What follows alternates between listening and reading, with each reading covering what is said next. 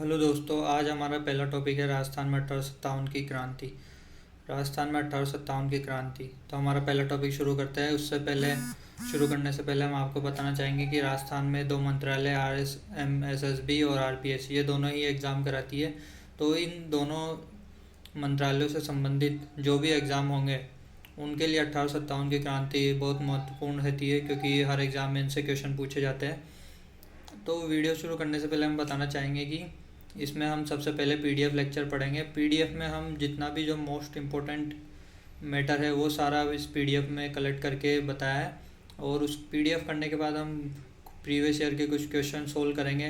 Question solve करने के बाद हम मोस्ट इम्पोर्टेंट जो क्वेश्चन बन सकते हैं राजस्थान में 1857 की क्रांति से संबंधित, उन सभी को सोल्व करेंगे। तो चलिए हमारा पहला टॉपिक शुरू करते हैं, राजस्थान में 1857 की क्रांति। हाँ तो दोस्तों, आज का टॉपिक है हमारा 1857 की क्रांति। हम इससे रिलेटेड एक एक चीज़ पढ़ेंगे ताकि किसी भी एग्ज़ाम में आपका एक भी क्वेश्चन बाहर नहीं जाए। तो 1857 की क्रांति शुरू करने से पहले हम इससे पूर्व की घटित घटनाओं के बारे में पढ़ेंगे। उसमें सबसे पहले आती है 1798 की लॉर्ड वेलेंजली की सहायक संधि।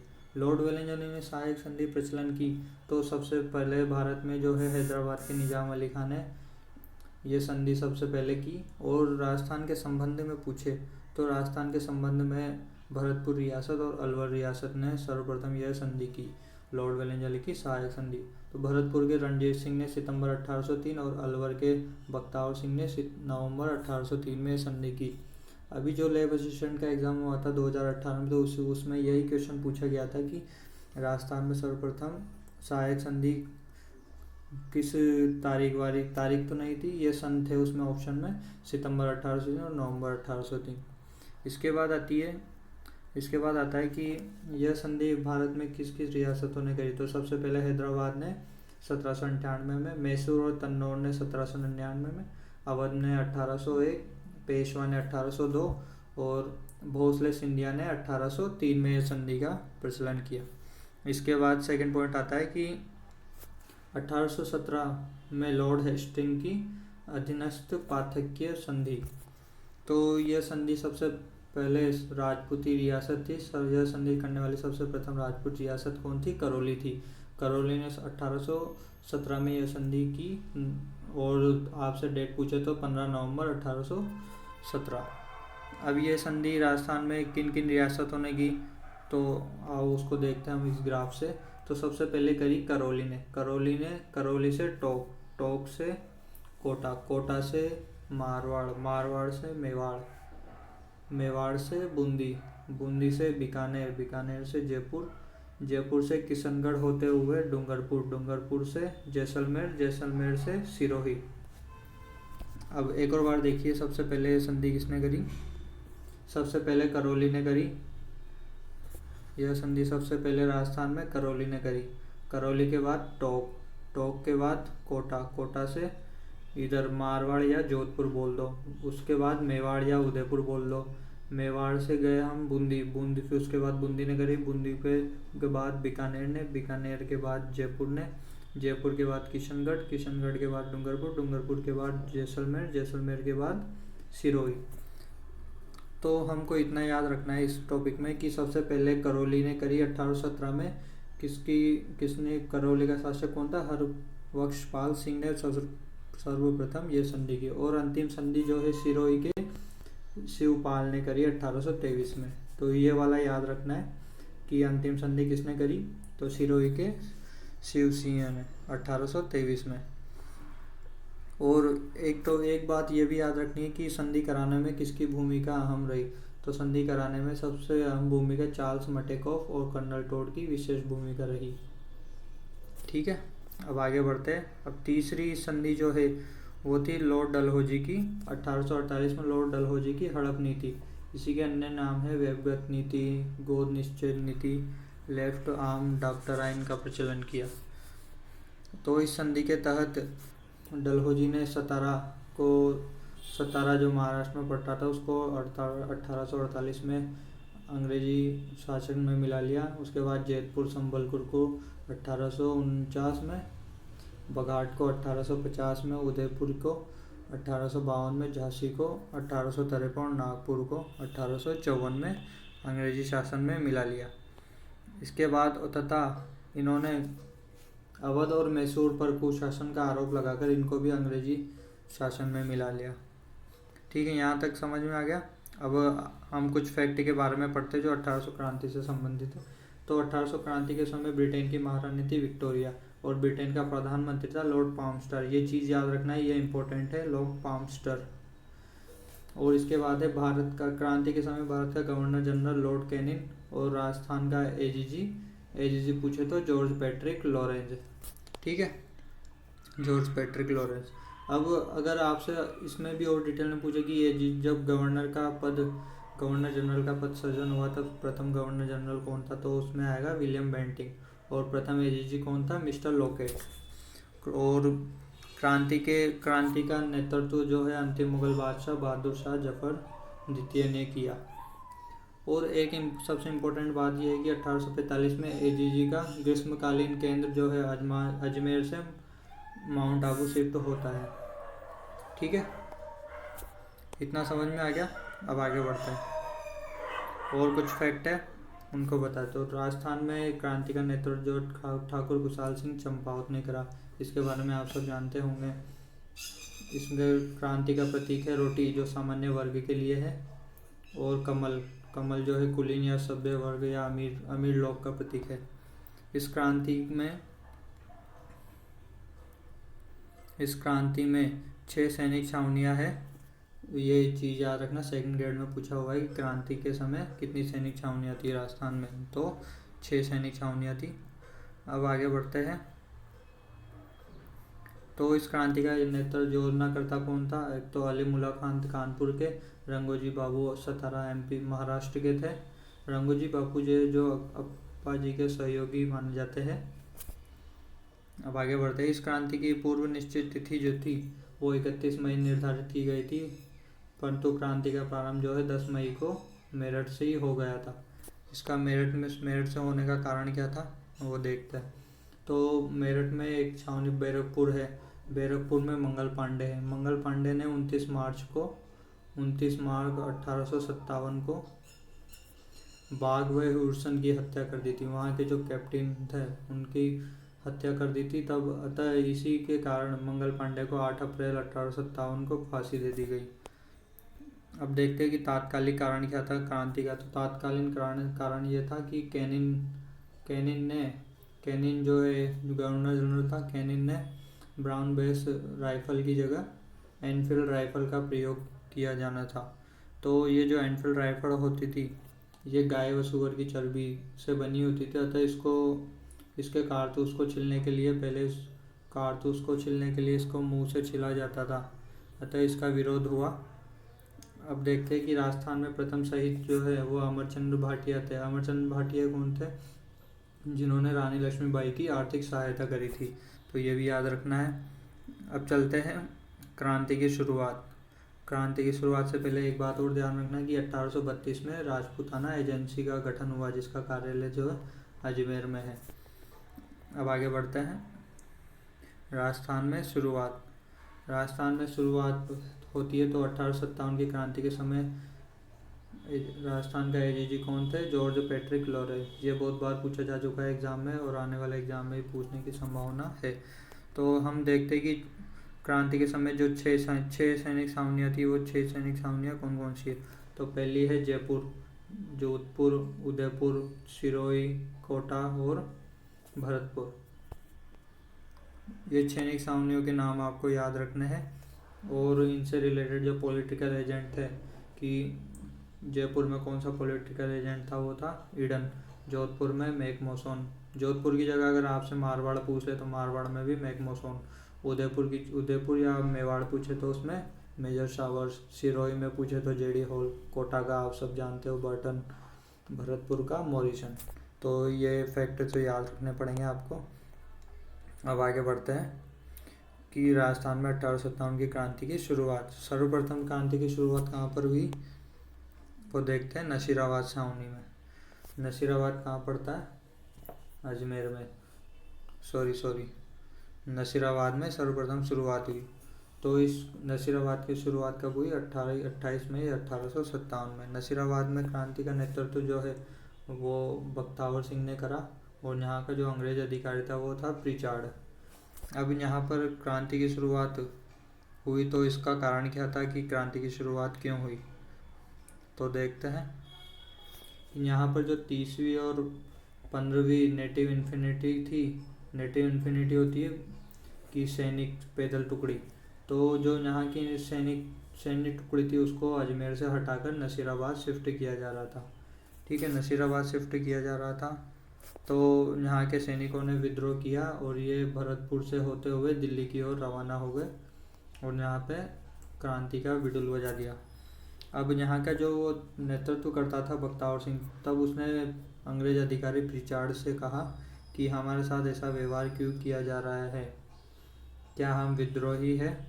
तो ये वचन जो बख्तावर सिंह ने कहा अंग्रेज अधिकारी प्रिचार्ड से। अब आगे बढ़ते हैं।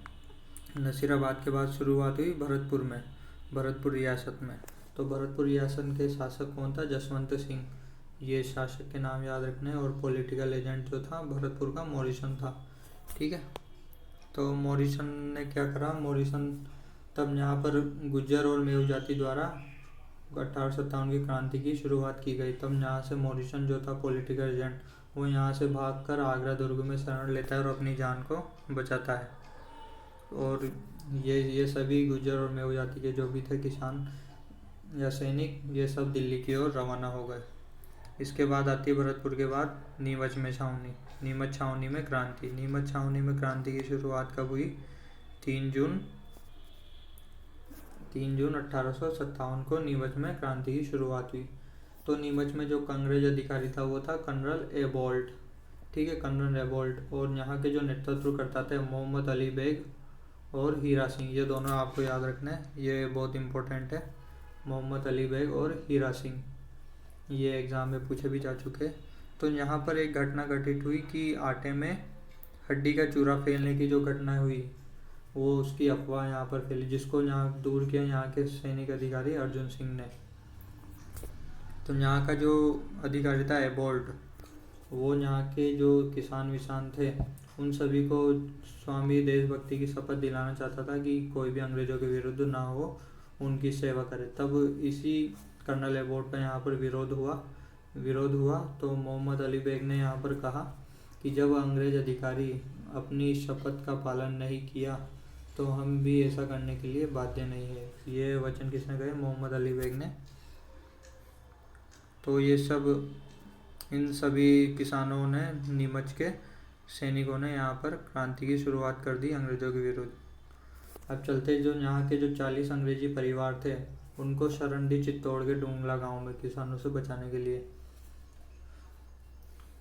18 को चित्तौड़ में डूंगला गांव में इनको शरण दी। और यहाँ के चित्तौड़ में डूंगला गांव के रूगाराम किसान के घर में इनको शरण दी। उसके बाद मेवाड़ के महाराजा स्वरूप सिंह ने इनको जग मंदिर में शरण दी। ये बात याद रखनी है, मेवाड़ के महाराणा ने कहाँ पे शरण दी? जग मंदिर में शरण दी। तो चलते आगे क्रांतिकारियों, और यहाँ के जो क्रांतिकारी थे उनको शरण दी शाहपुर रियासत के लक्ष्मण सिंह ने। ये भी आपको याद रखना है, ये भी बहुत इंपॉर्टेंट है कि शाहपुर रियासत के लक्ष्मण सिंह ने इनको क्रांतिकारियों को शरण दी। और इसने ही यहाँ का जो पॉलिटिकल एजेंट था शावर्स के लिए इसने किले के दरवाजे नहीं खोले तो वापस लौट गया नीमच। और फिर अंग्रेज अधिकारियों ने नीमच पर पुनः अधिकार कर लिया। फिर ये क्रांतिकारी टोक होते हुए दिल्ली की ओर रवाना हो गए।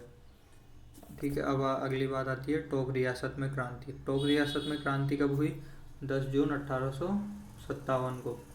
तो यहाँ का जो नवाब था वजीरुद्दौला, एकमात्र रियासत थी जो मुस्लिम वो था यहाँ पर, तो वजीरुद्दौला था। और यहाँ पे आम लोग इसको ईसाई राजा भी बुला करते थे वजीरुद्दौला का, ये भी बात याद रखनी है। तब यहाँ पर एक घटना घटित हुई देवली, यहाँ टोक में एक सैनिक छावनी है देवली सैनिक छावनी। तो उसमें यहाँ क्रांति की शुरुआत हुई 5 जून 1857 को। तो यहाँ के नेतृत्वकर्ता नासिर मोहम्मद और आमिर अली थे। नासिर मोहम्मद ने टाटा टोपे का साथ दिया था। अब जो ये इन दोनों नेतृत्व करता है इनको आपको याद रखना है कि नासिर मोहम्मद और अमीर अली, ये इम्पोर्टेंट है। तो यहाँ पर इस क्रांति देवली में जो है यहाँ पर प्रजा ने भी क्रांतिकारियों का साथ दिया, ये भी बात याद रखनी है। और यहाँ पर जो 600 मुजाहिद थे उनको दिल्ली भेजा बहादुर शाह जफर की सहायता के लिए, ये दिल्ली रवाना हो गए। अब मोहम्मद मुजाऊ के अनुसार मौलाओं ने भी सर्वाधिक क्रांति में भाग लिया था देवली छावनी में। देवली छावनी के बाद अब आती है अलवर रियासत में क्रांति। अलवर रियासत में आपको इम्पोर्टेंट बात ये याद रखनी कब शुरू हुई, तो 11 जुलाई 1857 तात्कालिक राजा थे बन्नो सिंह और अलवर की रियासतों ने अंग्रेजों का साथ दिया। अब बात आती है अजमेर नगर में क्रांति। अजमेर नगर में क्रांति कब हुई, 9 अगस्त 1857 को। यहाँ पर क्रांतिकारियों ने यहाँ के तारागढ़ के कारागार पर आक्रमण किया और 50 से अधिक बंदियों को मुक्त करा दिया। ये भी बात इम्पोर्टेंट है, याद रखनी है कि पूछा जाता है कि किस छावनी में क्रांतिकारियों ने बंदियों को 50 बंदियों को मुक्त करा दिया, तो अजमेर नगर में क्रांति हुई। यहाँ के तारागढ़ किले के कारागार से 50 से अधिक बंदियों को मुक्त करा दिया। तब ये मुक्त कराने के बाद यहाँ के जो अंग्रेज अधिकारी कर्नल डिक्सन और जोधपुर के राजा तख्त सिंह ने कुशाल सिंह के नेतृत्व में जोधपुर की राजकीय सेना भेजी और कर्नल डिक्सन ने मेयर रेजिमेंट को इनको भेजा। कर्नल डिक्सन ने मेयर रेजिमेंट को और जोधपुर के राजा तख्त सिंह ने कुशाल सिंह के नेतृत्व में, ये याद रखना है, कुशाल सिंह के नेतृत्व में जोधपुर की राजकीय सेना को अजमेर भेजी और यहाँ पर क्रांतिकारियों का दमन करके अजमेर में क्रांतिकारियों को दमन करके शांति की स्थापना करी। ठीक है, अब हो गया। अब आते हैं अपन एरनपुरा की छावनी। एरनपुरा छावनी में क्रांति। एरनपुरा छावनी में क्रांति कब हुई, 21 अगस्त 1857, डेट आपको याद रखनी है। एरनपुरा क्रांति इम्पोर्टेंट है। तो एरनपुरा छावनी कहाँ पड़ती है, पाली में पड़ती है। इसका नेतृत्वकर्ता कौन थे, ये नेतृत्वकर्ता आपको सभी के याद रखना है कि शीतल प्रसाद, तिलक राम और मोती खां। पूछ सकता है कि इनमें से कौन सा नहीं था। और इन तीनों का आउवा के ठाकुर कुशाल सिंह ने स्वागत किया। तो आपको ये बात याद रखनी है कि शीतल नेतृत्वकर्ता कौन थे, शीतल प्रसाद थे, तिलक राम थे और मोती खां थे। इस क्रांति की शुरुआत कब हुई थी, 21 अगस्त 1857 को। अब आगे बढ़ते कि क्रांतिकारियों ने, यहाँ पर घटना घटित हुई एरनपुरा में कि क्रांतिकारियों ने एजीजी के पुत्र अलेक्जेंडर की हत्या कर दी। तब यहाँ पे नौरनेल का युद्ध हुआ। तब यहाँ पे अंग्रेज अधिकारी गराड़ की सेना से पराजित हुए। गराड़ की सेना पराजित हुई। पराजित इसलिए हुई क्योंकि गराड़ जो है ये घायल हो गया था। घायल होने से गराड़ की मृत्यु हो गई थी। और फिर यहाँ पर इन पे अंग्रेज क्रांतिकारी और अंग्रेजों के मध्य संधि नहीं हुई। इस जो क्रांति को है इसको पूर्वी चेकी क्रांति भी कहा जाता है। एरनपुरा छावनी में क्रांति को पूर्वी चेकी क्रांति भी कहा जाता है। क्वेश्चन पूछा जाता है कि किस छावनी को पूर्वी चेकी क्रांति भी कहा जाता है, तो एरनपुरा क्रांति में। इसी क्रांति में एक नारा मिला कि चलो दिल्ली मारो फिरंगी। यह भी एग्जाम में पूछा जाता है कि किस क्रांति में चलो दिल्ली मारो फिरंगी का नारा दिया, तो एरनपुरा छावनी में क्रांति हुई। और एक बात ये याद रखनी कि इस क्रांति में साथ दिया शिवनाथ सिंह ने, जो कि राजस्थान का दूसरा बादशाह भी कहा जाता है। ठीक है, अब आगे चलते हैं। एक क्वेश्चन है आपके लिए एग्जाम में आया हुआ कि अंग्रेज अधिकारी, ये वाला, अंग्रेज राजपूत राज्य में 1857 के विद्रोह को दबाने में सफल रहे। क्यों रहे सफल, क्योंकि स्थानीय शासकों ने क्रांतिकारियों का साथ दिया। यह आरएस एग्जाम में पूछा हुआ क्वेश्चन है। अब आगे बढ़ते हैं कि आउवा में क्रांति। आउवा में क्रांति कब हुई, सितंबर 1857 में। आउवा कहाँ पड़ता है, मारवाड़ का एक ठिकाना है। यहाँ के ठिकानेदार ठाकुर कुशाल सिंह चंपावत थे, जिन्होंने राजस्थान में क्रांतिकारी की शुरुआत माना जाता है।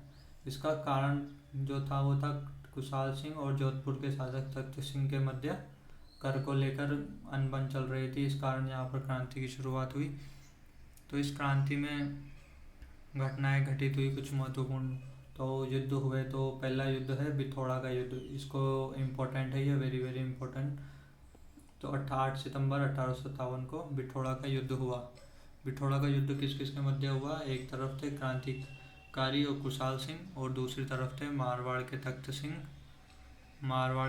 सिंह और पॉलिटिकल एजेंट मैकमोहन। तो तख्त सिंह के नेतृत्व में तो ओनार्ड सिंह गए, और मैकमोहन की नेतृत्व में अंग्रेज अधिकारी हीथकोट गए। तब कुशाल सिंह और क्रांतिकारियों ने मिलकर ओनार्ड सिंह की हत्या कर दी। तब यह हत्या करने के लिए हीथकोट की हत्या करने भी गए, लेकिन यह भाग गया था।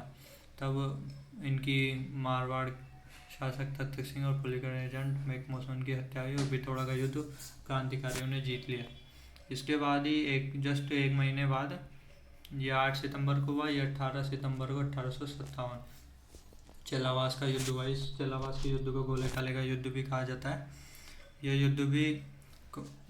युद्ध हुआ ठाकुर कुशाल सिंह और क्रांतिकारी दोनों ने मिलकर राजकीय सेना का नेतृत्व जो इस बार मैकमोहन ने किया, और अंग्रेजी सेना का नेतृत्व पैट्रिक लॉरेंस ने किया। ठीक है, पैट्रिक लॉरेंस ने किया। तब इनके मध्य युद्ध हुआ तो क्रांतिकारियों और कुशाल सिंह ने मिलकर मैकमोहन की हत्या कर दी, आक्रमण किया। तब मैकमोहन, जो अंग्रेज अधिकारी था मैकमोहन, उसकी गर्दन काटकर आवा के मुख्य किले पर लटका दिया। ये इम्पोर्टेंट बात है कि किस पॉलिटिकल एजेंट की गर्दन काटकर आवा के द्वार पर लटका दी, तो उसका नाम है मैकमोहन। यह क्वेश्चन भी पूछ सकता है कि किस क्रांति में पॉलिटिकल एजेंट की गर्दन काटकर किले पर लटका दी, तो क्या आएगा? आउवा में क्रांति। तब पैट्रिक लॉरेंस जो है यहाँ से पैट्रिक लॉरेंस भाग गया। तब इन्होंने क्रांतिकारियों ने दोनों सेनाओं को हरा दिया। तो ये क्वेश्चन भी पूछा जा चुका है, तो इस बात को ध्यान रखना आप। अब आगे बढ़ते हैं कि अंग्रेज अधिकारी जो होम्स था 1858 में आया, तब इसने आवा किले पर अधिकार किया और क्रांतिकारियों का यहाँ से दमन किया।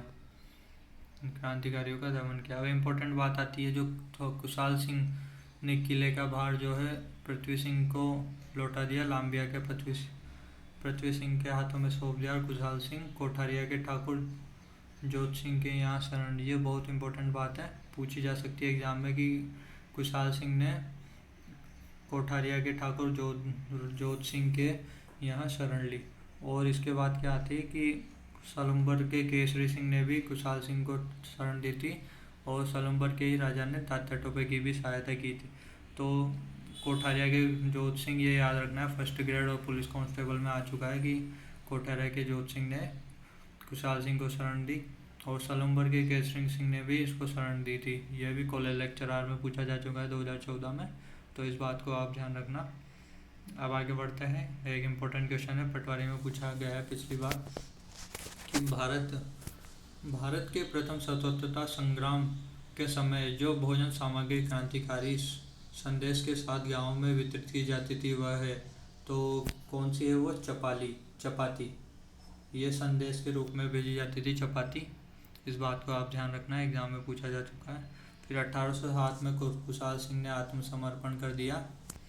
कुशाल सिंह पर राजद्रोह का आरोप लगा, इसके लिए ट्रेलर आयोग गठित किया। ये याद रखना है कि कौन सा आयोग गठित किया? ट्रेलर आयोग गठित किया। इस ट्रेलर आयोग में कुशाल सिंह को निर्दोष साबित कर दिया, और फिर 1864 में इसकी मृत्यु हो गई कुशाल सिंह की। अब आता है कुशाल सिंह से रिलेटेड कुछ महत्वपूर्ण बातें, वो है सुगाली माता जो है आवा किले की कुलदेवी मानी जाती है। इनकी जो मूर्ति है वो धातु की मूर्ति है, इनके 10 सिर और 54 हाथ है। ये भी बहुत बार एग्जाम में पूछा जा चुका है कि कौन सी ऐसी देवी है जिसके 10 सिर और 54 हाथ है, तो आंसर आएगा सुगाली माता। और होम्स द्वारा जो है ये मूर्ति अजमेर ले जाई गई, लेकिन अब वर्तमान में पाली गई बांग्लू संग्रहालय में सुरक्षित है। ये बात ध्यान रखनी है। अगली बात आती है कि कामेश्वर महादेव मंदिर भी आहोमा में स्थित है। ये 2 मंदिर है आहोमा से संबंधित। अब आती है सबसे इम्पोर्टेंट कोटा में क्रांति जो है वो 15 अक्टूबर 1857 को हुई। 15 अक्टूबर 1857 को कोटा में क्रांति हुई। यहाँ के राजा थे राम सिंह द्वितीय। और यहाँ पे जो क्रांति का नेतृत्व है वो था रिसालदार जयदयाल व मेराब खां। जयदयाल कांबा के थे, मेराब खां करौली के थे। तो क्रांति का नेतृत्व किसने किया? जयदयाल और मेराब खां। ये भी बहुत बार क्वेश्चन पूछा जाता है कि कोटा में क्रांति का नेतृत्व किसने किया? तो जयदयाल और मेराब खां। आ गया। तो इन दोनों ने क्या करा? जयदयाल और मेहराब खां ने कोटा के जो शासक है राम सिंह द्वितीय को बंदी बना लिया और किले में बंदी बना लिया और यहाँ का प्रशासक 6 माह तक अपने हाथों में ले लिया। तब राम सिंह द्वितीय ने जनानी ड्यूटी के लिए मेवाड़ के महाराणा को पत्र लिखा। मेवाड़ के महाराणा स्वरूप सिंह को जनानी ड्यूटी की रक्षा के लिए पत्र लिखा। अब यहाँ की जो सैनिक छावनी आती कोटा में, वो 2 सैनिक छावनी थी। इनका नाम याद रखना, नारायणी पलटन और भवानी पलटन। यह भी इम्पोर्टेंट बात है। सर्वाधिक व्यवस्थित क्रांति जो है कोटा में ही हुई। अब यहाँ पे जो युद्ध हुआ उसको देखते हैं कि कोटा के पॉलिटिकल एजेंट था मेजर बर्टन और जयदयाल और मेराब खां एक तरफ थे। तो इन्होंने क्रांतिकारियों ने यहाँ के मेजर बर्टन की गर्दन काट कर कोटा की गलियों में घुमाया। इस वजह से क्रांति बहुत प्रचलित हुई। मेजर बर्टन की गर्दन काट कर पूरे कोटा में घुमाया। और बर्टन के जो 2 पुत्र थे और 2 डॉक्टर की भी यहाँ पर हत्या की। मेजर बर्टन के 2 पुत्र कौन थे? फ्रैंक और ऑर्थर की हत्या की। इसके अलावा 2 डॉक्टर सेडलर और डॉक्टर कॉटम की भी यहाँ पर कोटा की क्रांति में हत्या की गई। 6 माह तक राजा को राजमहल में बंदी बनाया गया। फिर यहाँ के जो राजस्थान का एजीजी है रॉबर्ट्स और करौली के राजा मदन पाल ने दोनों ने मिलकर यहाँ के राजा राम सिंह द्वितीय को इनके हाथों से मुक्त कराया। तब इसके पश्चात करौली की जो तोपों की सलामी थी वो 13 से बढ़ाकर 17 कर दी और कोटा की घटाकर 17 से 13 कर दी। ठीक है, 13 कर दी। अब एक बात, मोस्ट इम्पोर्टेंट बात ये भी आती है कि मदन पाल को GCI का सम्मान दिया गया, ग्रेट कमांडर ऑफ इंडिया। ये बात आपको ध्यान रखनी है कि करौली के मदन पाल को ये सम्मान दिया गया GCI का। अगली बात आती है, अब आगे देखते हैं कि क्वेश्चन है, एक ऐसा शासक जो अपनी सेना के साथ 1857 के संग्राम में अंग्रेजों की सहायता हेतु राज्य से बाहर गया। तो क्या है? ऐसा शासक जो अपनी सेना के साथ 1857 के संग्राम में अंग्रेजी की सहायता हेतु बाहर गया। तो बीकानेर के शासक ने अपनी सेना को राजस्थान से बाहर भेजा। अगली क्रांति आती है धौलपुर की क्रांति। धौलपुर में क्रांति कब हुई? 27 अक्टूबर 1857 को। 27 अक्टूबर यहाँ के राजा थे भगवंत सिंह। अंग्रेज अधिकारियों का इन्होंने साथ दिया। यहाँ के नेतृत्व जो है रामचंद्र और गुजरदेवा है। इस क्रांति का नेतृत्व रामचंद्र और गुजरदेवा।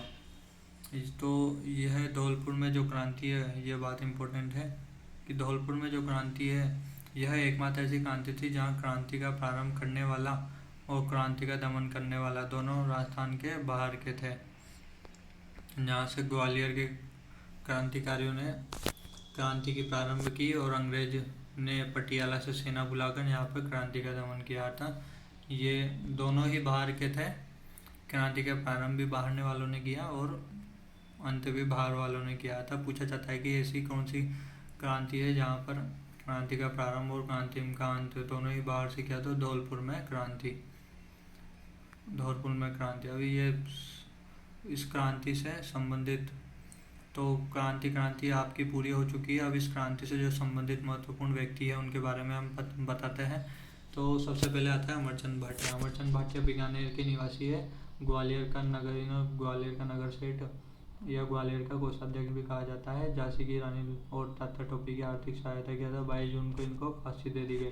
सहायता करने के कारण इनको फांसी दे दी गया था। इनको राजस्थान का प्रथम शहीद कहा जाता है। इनका अन्य नाम जो है 1857 का ब्रह्म साहब, राजस्थान का प्रथम शहीद या राजस्थान का मंगल पांडे। सेकंड नंबर पर चलते हैं हम तात्या टोपे। तात्या टोपे का मूल नाम जो है रामचंद्र पांडुरंग। ये भी एग्जाम में बहुत बार पूछा जा चुका है। तात्या टोपे का मूल नाम क्या है?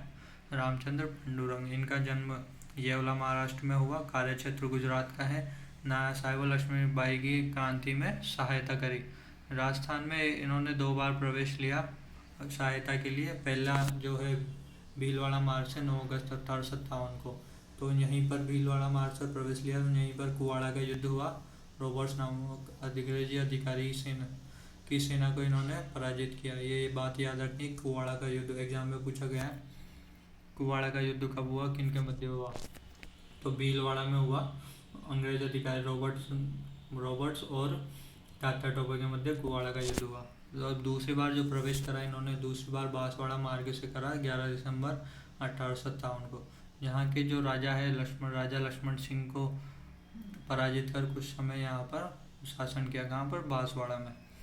ठीक है, अब आगे चलते हैं। और भी है कि जैसलमेर रियासत को छोड़कर तात्या टोपे जो है सभी रियासतों के पास सहायता मांगने के लिए गया, लेकिन इनको सहायता नहीं मिली।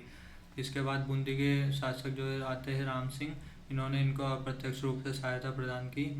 मेवाड़ का जो पॉलिटिकल एजेंट सावर्स ने इनको तात्या टोपे की फांसी का विरोध किया। तो एग्जाम में क्वेश्चन पूछा है किस पॉलिटिकल एजेंट ने तात्या टोपे की फांसी का विरोध किया? तो मेवाड़ के पॉलिटिकल एजेंट सावर्स ने। क्यों पूछा? और यही क्वेश्चन एग्जाम में आ चुका है 2015 में कि आने वाली पीढ़ियाँ पूछेगी कि इस फांसी के लिए किसने अनुमति दी और किसने पुष्टि की। तो ये कथन किसका है? मेजर पॉलिटिकल एजेंट सावर्स का। अब आती है टोक रियासत और तात्या टोपे। टोक रियासत की प्रजा ने तात्या टोपे की सहायता करी। इसके बाद जो तात्या टोपे का अंतिम युद्ध आता है, जो तात्या टोपे का जीवन का अंतिम युद्ध वो सीकर का युद्ध आता है जनवरी 1859 में।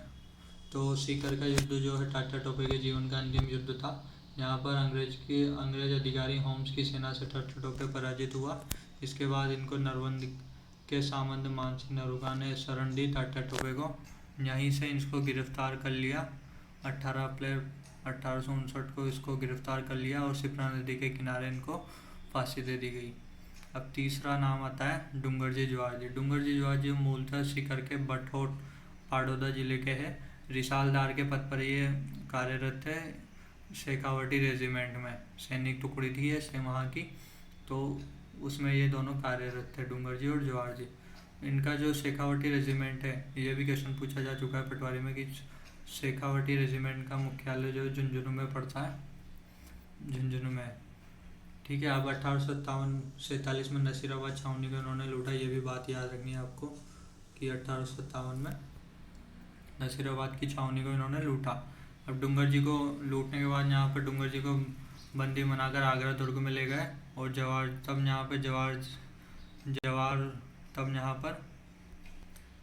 जी ने मुक्त कराया इनको। लोटिया जाट कर्णिया मीना और सावंताबाई की सहायता लेकर डूंगर जी को आगरा दुर्ग से मुक्त कराया। और फिर उसके पश्चात जवाहर सिंह को बीकानेर रियासत के रतन सिंह ने अपने यहाँ शरण दी अंग्रेजों से। अब इस क्रांति से संबंधित महत्वपूर्ण व्यक्ति आते हैं जिन्होंने इस क्रांति को क्या उपनाम दिए। तो सर्वप्रथम आता है कि वीर सावरकर, भारत का प्रथम स्वतंत्रता संग्राम। वीर सावरकर ने कहा इस क्रांति को भारत का प्रथम स्वतंत्रता संग्राम। आरसी मजूमदार ने सिपाही विद्रोह कहा। इसमें से क्वेश्चन पूछा जाता है तो इसको ध्यान रखना है। आरसी मजूमदार ने क्रांति को सिपाही विद्रोह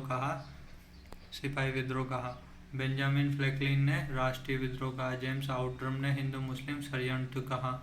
टी.आर. होम्स ने सभ्यता व बर्बरता के बीच संघर्ष कहा। अंग्रेज अधिकारियों की बातें याद रखनी है।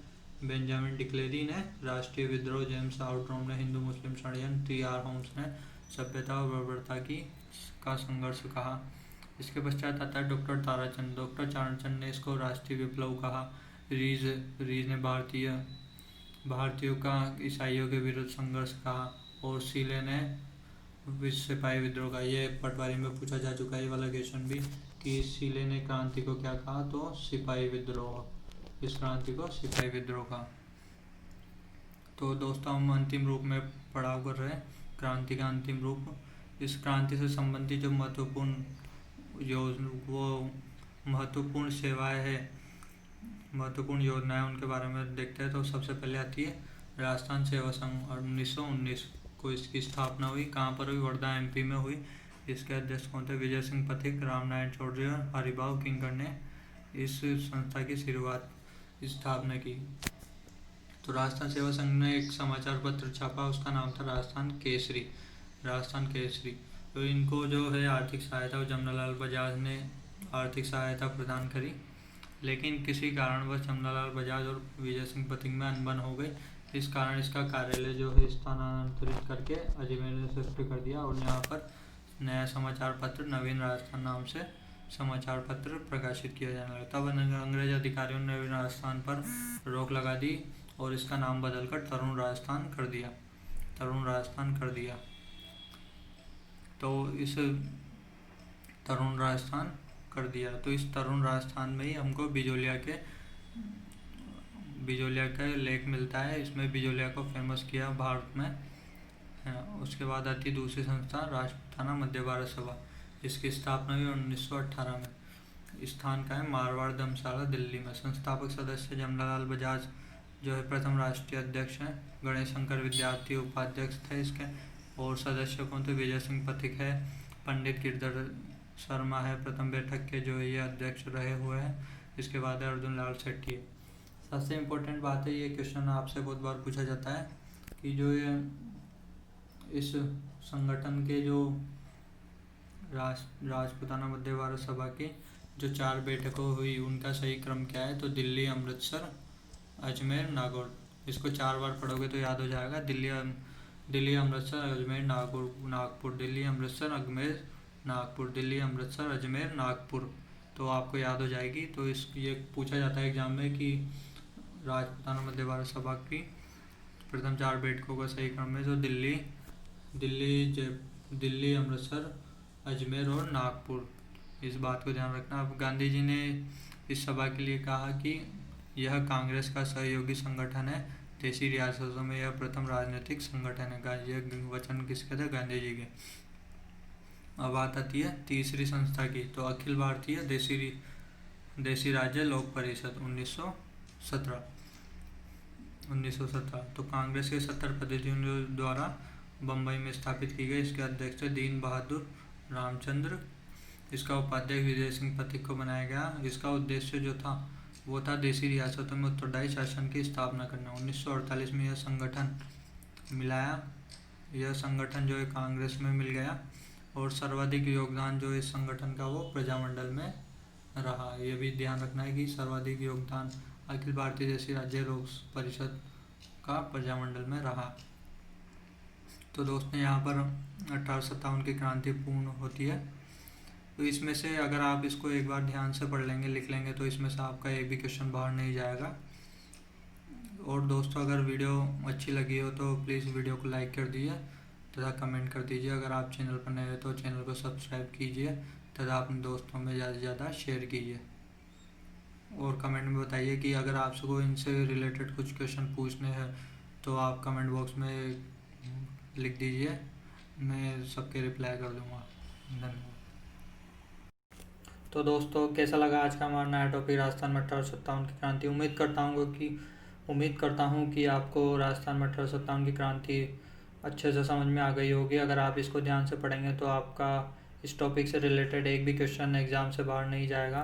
दोस्तों अगर वीडियो अच्छी लगी हो तो वीडियो को लाइक कर दीजिए तथा चैनल को सब्सक्राइब कर दिए। अगर आप चैनल पर नए हो तो चैनल को सब्सक्राइब करके बेल आइकन पर क्लिक कर दिए ताकि जल्द से जल्द आपके पास नई वीडियो का नोटिफिकेशन पहुंच जाए।